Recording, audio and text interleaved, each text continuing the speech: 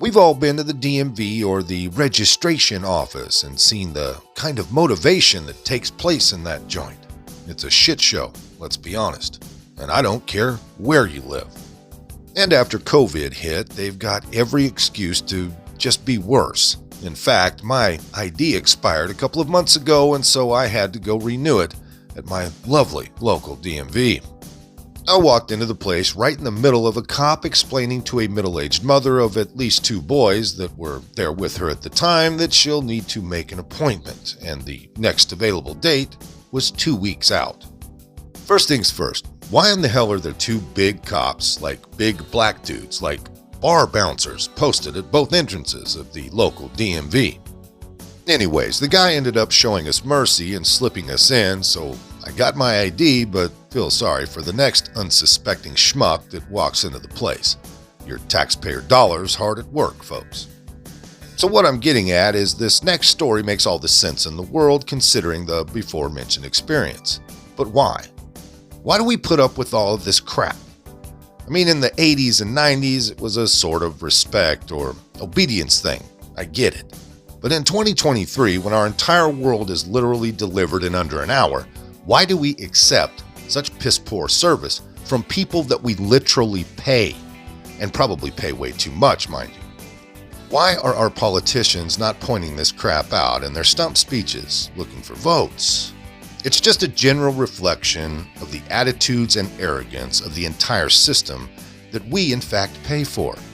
Now here's the article written by the great Monica Showalter of The American Thinker. Kind of a brag, but she followed me back on Twitter, so that's kind of awesome. It's amazing what kind of answers come to light about how the Biden administration works just by asking the most basic of questions. Under oath, I believe. Which brings us to the Senate hearing on ending remote work in the United States government as COVID subsides, same as the private sector is doing. According to the Daily Mail, Secretary of Health and Human Services Xavier Becerra was unable to say during a Wednesday hearing how many workers in the department actually show up to work in federal buildings. Quote, "Can you give a breakdown of how many full-time employees are at their desks in one of these buildings every day?" Unquote. Republican Senator Bill Cassidy of Louisiana asked Becerra during a Senate Committee on Health, Education, Labor, and Pensions hearing. Quote, "When you take a look at the workforce at HHS, and we're close to 90,000 throughout the country and working in various parts of the country," unquote, Becerra said.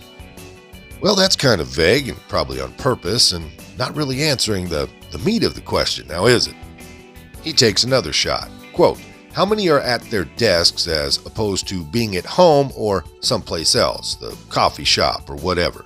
Cassidy asked Becerra, after the cabinet secretary said that the department's employees were working full-time.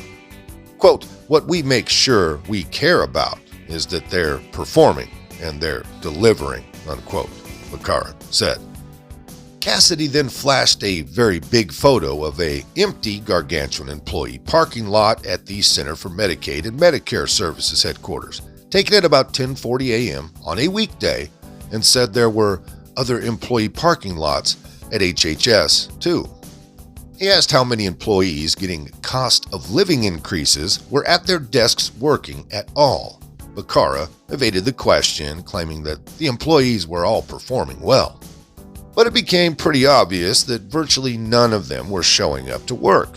Not the CDC, which is one of the regulated agencies which must have representation at the agency, not the FDA, which is another, not the National Institute for Health, which is yet another. There are 11 of them, folks. Now, as for what production they were actually producing, Becerra didn't really have much to say on that either. Cassidy then asked for VPN data, proving the employees were working, and Becerra deferred on that too. We know they're not up on the matter of supplying health care to illegal border crossers or to displaced residents of a chemical spill in East Palestine, Ohio. We know they aren't doing much to safeguard public health and provide essential services to Americans given the shambles of the COVID response. But they have 90,000 employees all doing the bunny slipper commute and all performing optimally, as Bakara assures us. So what in the hell do they really do over there anyways? Why are they not going back to the office? We know that many allied groups, such as teachers, rebelled mightily at having to re-enter the classroom as COVID subsided, preferring the bunny slipper commute and those Zoom classrooms to the actual work of going to the school and teaching the damn children. Would federal agencies really be any different? The claim that they are performing normally and optimally is questionable, given the experience with the teachers and, for that matter, the private sector. So Bakara was claiming that government workers were somehow different, I guess. More likely, in typical circumstances, they don't do a damn thing at the office, and one can just as easily do nothing at home and take an inflated beltway paycheck as they do nothing at the office or at home or anywhere else for that matter. That Bakara doesn't know how many show up to work and hasn't bothered to bring them back to work because everything is the same either way highlights that he's probably as lazy and unproductive as the rest of them.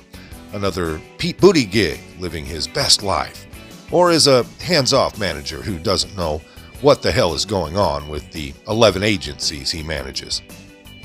More to the point, it suggests that maybe our lovely government has gotten a little too bloated to sustain any significant workload or produce anything for the public at all. In closing, with that the case, this isn't about remote working after all. It's about a government badly in need of downsizing, if not just to match the productivity of the workers, but the federal deficit. Why are we paying for all these do-nothing workers in the age of federal overspending and high inflation? And why aren't these departments being cut back immediately? Why, oh why? 2 weeks to stop the spread turns into 10 years of fat, lazy people, frankly, sitting at home, collecting your hard-earned tax dollars. Amazing. Here's the full clip of the good Senator Bill Cassidy of Louisiana questioning another one of, well, Biden's many soldiers. Now, really quick, before we get to this clip, because I know a lot of you are going to take off after this, I wanted to thank everybody out there over on Rumble. We have eclipsed 1,000 subscribers over there, and believe it or not, we're almost doubling the view count per video upload, which is just crazy how quickly Rumble is growing. Let's just hope YouTube responds by lightening up on the censorship a little bit, huh? Anyways, here's the clip. Hey, Mr. Secretary, thank you, sir. We had kind of let you, thank you for the dialogue before the meeting. We told you we're concerned about how do we know the people at HHS are working. So let me put this picture up. This is a picture taken at 10:40 a.m. last Monday at an HHS headquarters. It's like empty. And then we could have pictures of other parking lots that are similarly empty. Wow, the building's empty. If there's no cars, the building's empty. So we just appropriated $3 billion. Well, first, tell me this, please. Can you give a breakdown of how many full-time employees are at their desk in one of these buildings every day?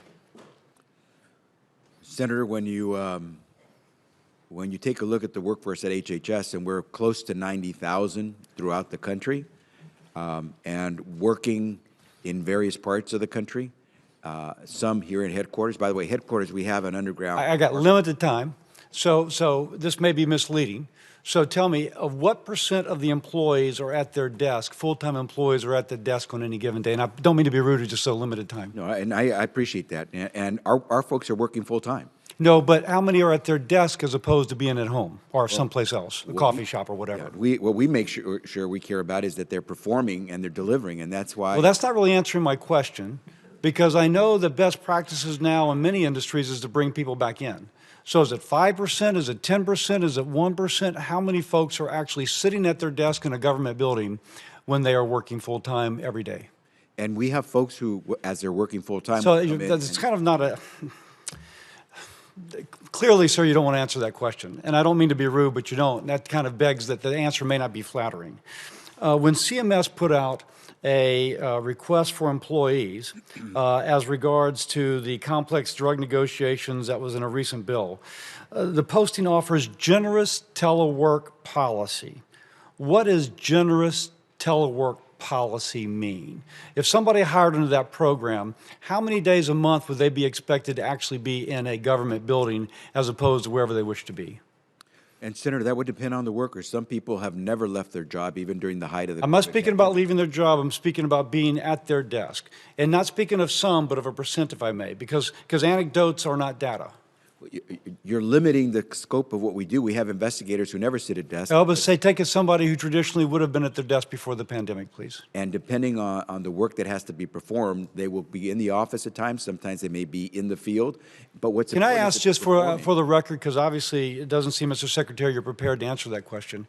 But for the record, can you give us a percent of the actual workers who are full-time, who would be expected to be at their desk, not an inspector in Louisiana, but someone else, if you can give it that for the record? We can follow up, Senator. Can the agency provide us VPN data or some other measure of accountability that shows that the people truly are working from home? We can certainly show you that they're performing. The fact that 700 million shots have gone into the arms of Americans. But do you have that VPN data? Because initially when the pandemic started, we saw VPN data that showed a double-digit number of employees were not turning on their VPN every day. And so it suggested they were not accessing emails, for example. So is that data still being collected? If so, can you share those results? I could try to get back to you on that. Now, if you live in the D.C. area, you get a work differential. So you get a little bit more. Your cost of living is more. So is someone who is in this building with an empty parking lot, is someone in that building not knowing where they are currently working, are they still getting a cost of living adjustment as if they are working in Washington, D.C.?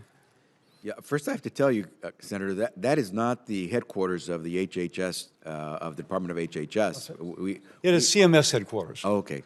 So we can get back to you on.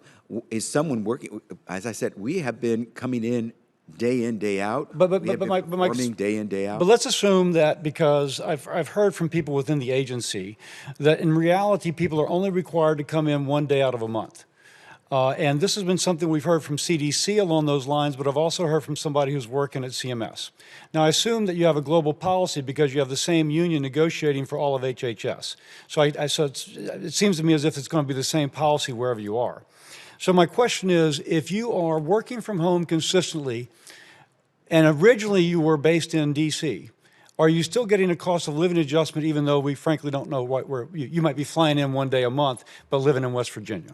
Again, Senator, I'm not familiar with this statistic that you're throwing out that says. But is there a cost of living adjustment for people who are taking advantage of generous telework? There is certainly a cost of living adjustment for folks who work in high-cost areas. Even if they are teleworking? If they are performing their work, they are entitled to receive a cost of living adjustment if they work in a high-cost living area. And when you define work in a high-cost living area, do you mean telework? I mean, they could be in, their VPN could show them in D.C., but they could be in West Virginia. So are they getting paid as if they are living physically and showing up every day and parking in that parking lot every day in the D.C. area? So you would have to take a look at the particular job description to find out what type of work is done and where they are located to be able to make that determination. I yield. I thank my colleague. Most of this came by way of the American Thinker. If you liked it, hit that like button. Subscribe if you haven't. Leave a comment down below. There's a PayPal link in the description box, so please put $1 in the bucket on the way out the door. I'd like to thank everyone for all your donations. They're much needed and much appreciated. Now, with all that being said, we'll see you next time. Come on, move. Move. Easy, easy.